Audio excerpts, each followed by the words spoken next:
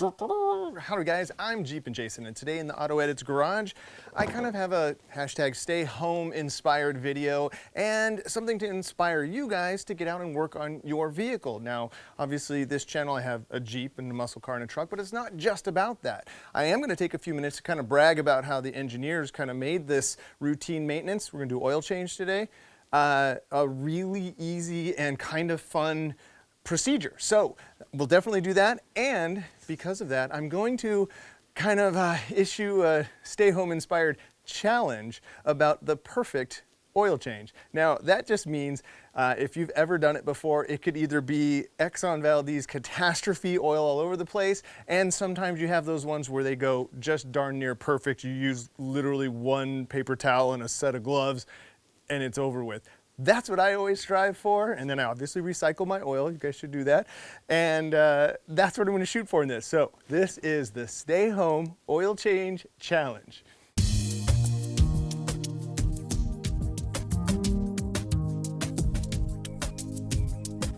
So oil change on your Jeep in particular is a very easy task. So I rate that B, beginner, E, everyone. Just please try this if you have the chance to get out and do this type of maintenance. It makes you closer and more bonded with your vehicle. It's responsible. It can save you a few bucks if you do it yourself sometimes. And it doesn't require a lot of, tools even to do it. Here, let's run through the basics. Okay, let's just start here since I have been playing with this. A funnel is helpful. A pair of gloves, that's optional. Sometimes I do, sometimes I don't. An oil filter cartridge, since this era, the JKs all have an oil filter cartridge, and this is kind of the key to this being such an easy or a potentially very clean and tidy maintenance item. Let's see, a 13mm wrench, a socket for the oil filter housing, a roller paper towels or some shop rags, and of course you'll need your oil. Now Jeep calls for 5W20 oil for the 3.6 Pentastar engine. That changes per year. Get a high quality oil. You could use synthetic or regular. I've swapped over a couple of years ago to the Lucas product. I've been really happy with the brand. They're local to me here in Southern California. They're made there, so I kind of like to support that stuff. Now here's what I'm going to be putting in the Jeep today. Now I've been running this for a while, but I'm no master mechanic. I know enough about oil to feel comfortable with this swap, and I'll tell you why. So I'll be running the Lucas Oil Synthetic 020. Now, the 0 just means the cold viscosity on the oil, so the startup of the oil is a little bit thinner. And what that does for my Jeep, on the 13 Wranglers, on the 3.6, you get that valve rattle at startup. And it's a little unnerving. It's just been doing it its entire time I've had this thing. And I find that the 0W20 kind of alleviates that. Because the oil circulates faster when it's colder, it kind of protects the engine at that critical startup moment. So 5W20 is what the manufacturer calls for. Get that if you don't want any questions. I'm running the 0W20 because I like that quieting down of the engine at the startup. I don't get that lift or rattle. So that's what I'll be putting in the Jeep today. And last but not least, you'll need something to catch the oil in and take it to your local recycling shop. I take mine right down the street to the Pep Boys. And I buy this. This is the 16-quart big dog thing that you can actually drain into this, wipe it down, plug it, and then carry it. They pour it in the thing, you bring it back home. I like this, but you can obviously get just some pans and then put it back in the containers. I used to do that for years, but now as an older man, I just look for the easier way. This thing was about, I think 12 or 13 bucks. I'm gonna put a link to everything you need to do this right on Amazon, so you don't even have to go anywhere to do this. You can order everything, get it come to your place, and then go out and do maintenance on your Jeep and have some fun. So let's get going. All right, so let's get started by raising the hood, and I'll give you a quick lay of the land underneath here. And I know what you're thinking right off the bat. Holy mackerel, Jason, how in the world do you keep your engine bay looking so fresh and so clean? Well, that would be because I rinse it periodically and hit it with the Toolbox Buddy. If you want, go watch the video I'll link right here. It'll also be in the description of how I show you how to do a full deep clean on your chassis and engine compartment of your vehicle. It's a good video and it shows you how to do this. Hit the reset button on your vehicle. So what you want to do up here is take off this thing, and that's just lift at the front, and there's two little tabs at the back. We'll stash this over here for now. And as you can see, this is a great opportunity to look around inside here, make sure everything passes the physical inspection test, no obvious leaks or things that are broken or have come loose. Now is also a good time to check your washer fluid, your power steering fluid, brake fluid, all of the things, all of your fluids, your blinker fluid, things like that. So give everything the once over. A quick tip here, I like a warm engine to do an oil change on, not a hot engine. So if you just finished driving for an hour or so, that's gonna be an unpleasant thing. You're gonna want your Jeep to cool down. So warm it up, drive it around just a little bit, maybe just so it just sees regular operating temperature, and then bring it on in and we'll get this thing going. That way when you do get oil on your hands, it's not painful. Now the oil filter cartridge is right dead square in the middle of the intake manifold down inside here. Now what I'm gonna do is I'm gonna start the draining process, and then while that drains, we'll come up here and do the oil filter cartridge. So let's get underneath, let's get the oil coming out of the bottom of this thing. What we have here is our 16-quart container. I've learned over time, because this is a lifted Jeep, that when you have this drop all the way to the ground, sometimes it'll splatter. So these old-fashioned oil pan style drain pans work great to just give me a little bit of lift here. All right, so we'll just give this a little unloosen action. I'll go ahead and grab one sheet of paper towel. So here's another little trick. I take it from the top here, and that way your fingers don't get that dirty, or the oil doesn't get you as bad. And then there you go. You just let that drain. Now underneath here, you'll notice I have a skid pan here, an aftermarket skid pan, and that's all the Metal Cloak Under Armour stuff under here. And you'll be thankful if you go with a good brand when you do get some skid plating, because that hole is in a perfect spot. And if you notice, it's offset just a little bit to actually make for this dripping sensation. And somebody actually thought this out. And so now we have our first paper towel down here, hardly even used. Drain plug cleaned, and now is a good time to actually inspect your drain plug to see if there's any metal or any scary things inside here. So there you go. Now let's get up top and get the filter cartridge exchanged. I'll let this drain. See, that's one of my little hang-ups here. I'm compulsive about getting the maximum amount of oil out to get the fresh oil in. So let's just let this drain. This will be happy to just let this go like this for a bit. Then we'll get the plug back in. All right, well, we're still working on one paper towel so far. We're gonna kind of go with that. So here's our cartridge. Right now I have a Champion cartridge, but I found a Bosch cartridge, and I'll put that in the Amazon store or Wix, whatever. I don't really have a preference. I just like the ones that have no metal in them, so they're easy to recycle.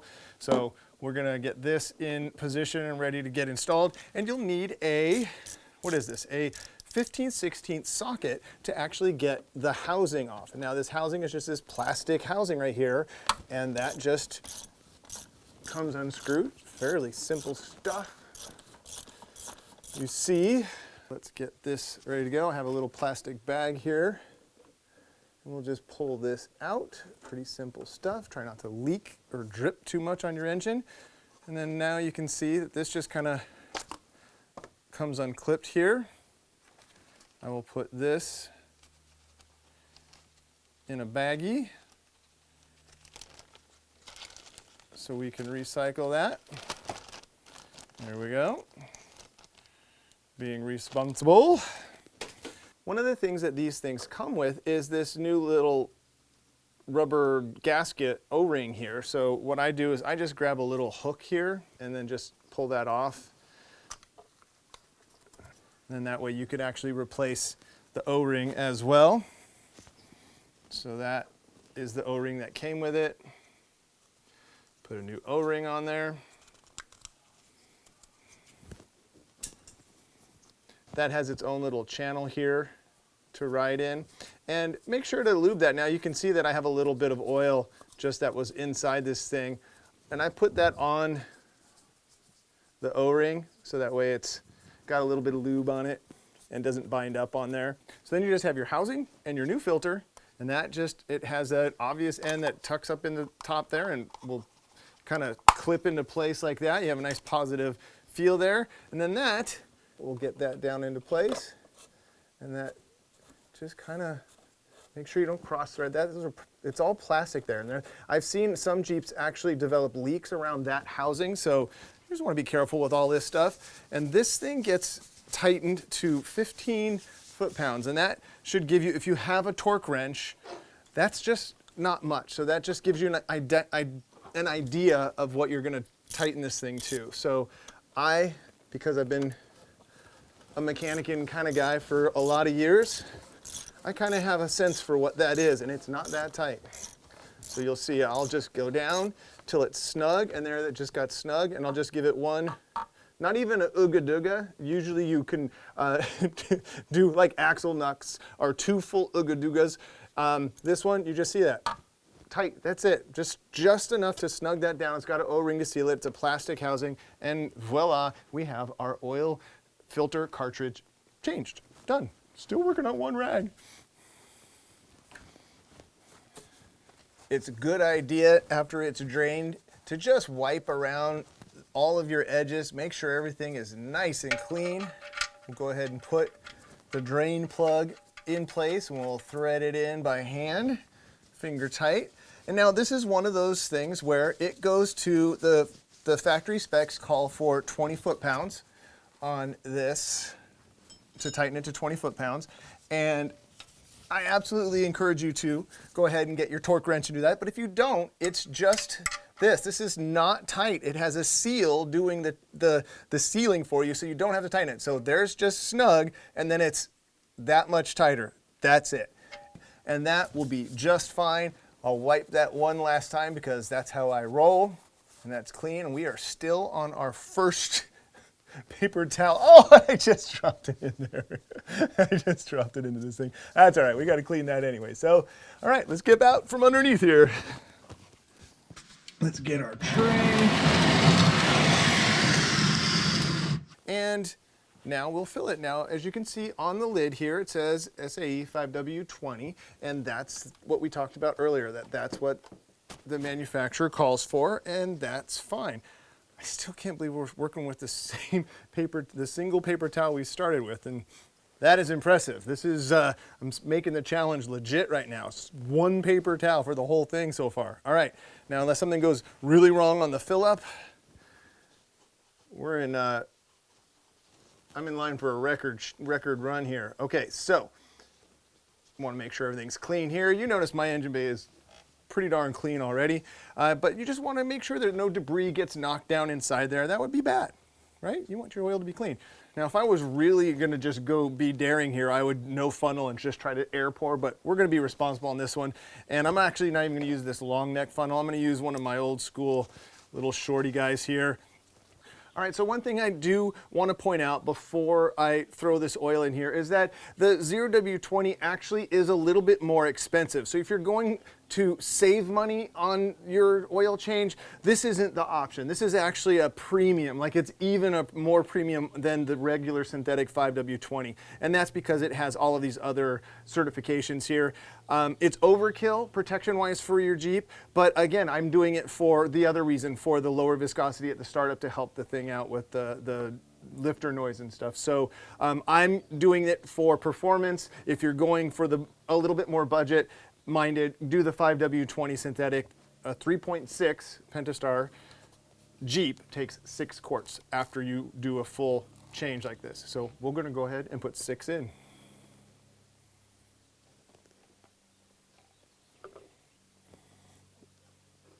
One, Two, Kidding, I'm not going to do that 6 times. I might. Leave in the comments if you've ever started filling your vehicle back up before you put the drain plug back in. I've done that before. It's pretty hilarious. You get distracted between then and now, and then all of a sudden you're pouring a bunch of stuff in the top here, this expensive oil, and you hear bloop, bloop, bloop out underneath, and you're like, what the, oi. That'd be funny. Share your nightmare stories too in the comments. But so far, we are on a record run here. I'm setting the bar high for you guys, and it's on video to prove it. We haven't had an errant drop yet, not a single drop on the floor anywhere yet. And the only is that. And I even dropped this in the tray. And that takes care of that. We'll put our oil cap back in. Boom. Let's put our cover back on real quick. And that's just these two little tabs fit in there. Move this over here. And that's it. All right, we're getting dangerously close to have executed the perfect oil change. And wow, this is pretty cool. So you guys, I'm telling you, could give this a try. It's good for the environment. We could be car people and still be good for the environment. It's fun to do the maintenance yourself. You get to pick whatever oil you want to put in there, have some fun, bond with your vehicle. This is great. Okay, so here's how you're going to finish this off. Now, you don't have to just use one paper towel. This is just a fun challenge, but this is how we're going to maximize this. So this is why I use one of these trays right here that it pours into here, and then it has a little fill hole right here. Now, of course, there's going to be a little bit left. So then at this point, we're going to take our rag and just mop this up so that way we can travel with this and stand it up and just wipe the rest out of here. All right, we'll take our plug. This goes in here. Now remember, I'm going to have all this stuff on the AutoEdits Amazon storefront for you too. So you could literally have all this stuff show up at your house and you could try this on your car. Strive for the perfect oil change. We should be able to stand this up. No oil, not an errant drop of oil. Boom. One rag, one set of gloves, everything's in there, all the oil's out of there, and there you go. Right? Come on. Now to finish this off, to contain everything, this is a PPE trick. You take this and you take your one paper towel, you roll it into your hand like that, and then roll this glove over that, and now you have everything, all of our waste in this bag right here. Wow. Ta-da! Perfect oil change, we did it. I was a little nervous about that. All right, so we have this section buttoned up. Let me take you inside the Jeep and I'll show you how to reset the oil change warning. So in a lot of the Chrysler vehicles, to reset the oil change warning on the instrument cluster, what you would do is just turn the key to on, and then floor it, release, floor the gas, release, floor it, release, and then turn the key back off. And then as you turn the thing back on, it has just reset inside the computer the oil change warning. So you now, I don't remember what the factory has it at, as it's at 5,000 miles or what, but whatever it is, it's now reset. It won't warn you until the next time that happens. And on that note, I recommend doing the oil every about 6,000 miles. Now, when you have a high grade synthetic like we're putting in now when I put the Lucas in, that's all it needs. You're overkill if you're doing it more than that. You know, if you can and you have the ability or you want to do that, yeah, by all means, it's not going to hurt it to change it often, more often than not. But 5,000–6,000 miles with this quality of oil, and even if I use the Jeep hard, that's what I recommend. And now after I get the oil all changed out and everything buttoned up, I like to just start it up. And let me give you a good example of what I'm talking about the cold start ability of the lighter weight oil.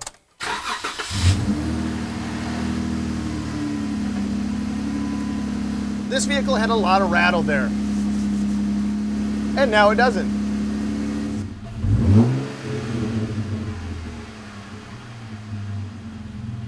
All right, so there you have it, a nearly perfect oil change, one paper towel, some gloves, and an oil filter, and some oil to recycle.